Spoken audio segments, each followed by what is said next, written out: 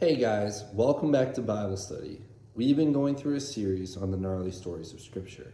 Last week we talked about when Jesus calmed the storm with a single word, and this week we're going to be talking about when Jesus helped his disciples to feed 5,000. So our story takes place in Matthew chapter 14, verses 13 through 21.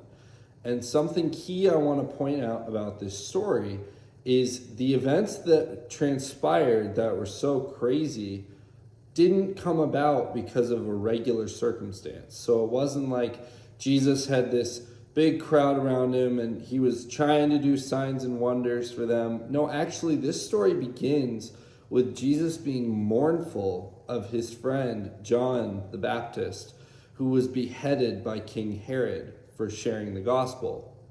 And as Jesus is drawing back to kind of gather his thoughts on the whole thing, he sees the crowd of people that has been following him find where he is, and they want him to show them who he is. They want him to heal their sick, perform miracles, do all sorts of stuff. And Jesus has compassion for them. We talked about this 2 weeks ago, about how Jesus had compassion for the guy who was lowered through the roof. So this is that same compassion. Jesus has compassion for these people, and he begins healing their sick, and he begins tending to their needs. Then he spends so much time with them that evening comes. And when evening comes, the disciples come and tell Jesus that the people need to go home because they have to eat. And Jesus encourages his disciples to feed these 5,000 men and women and children. And the disciples are really baffled by this. They're like, it would take more than a year's wages to feed all these people. How are we possibly going to do it? And Jesus says, go and find what food you have. And they find a boy with 2 fish and 5 loaves of bread. Jesus takes it, blesses it, acknowledges it before the Father, and then gives out so much that everybody has their fill, and they take back multiple leftovers.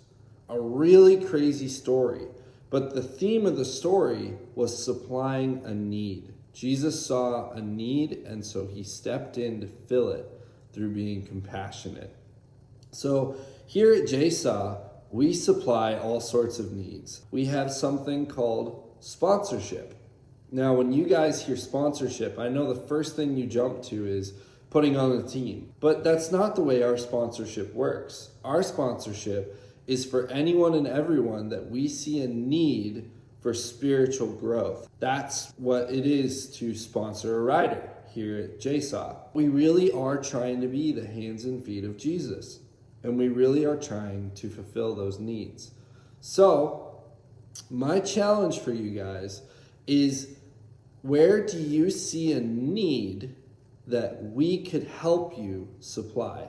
Not something so basic as like, you're short $5, you need $5. I'm saying like, do you see a homeless person on the corner of your street who's there every single day? Do you see someone at school who's sitting by themselves at the lunch table and could really use some friends? Do you see someone coming into the skate park with a chipped up board, or someone out at the snow hills whose edges could be tuned or needs a little wax but just doesn't have the money for it? Those are needs that we can supply. So I want you guys to look for those needs, challenge you to find a need, and to ask for help of how we can supply it. We'll see you guys next week.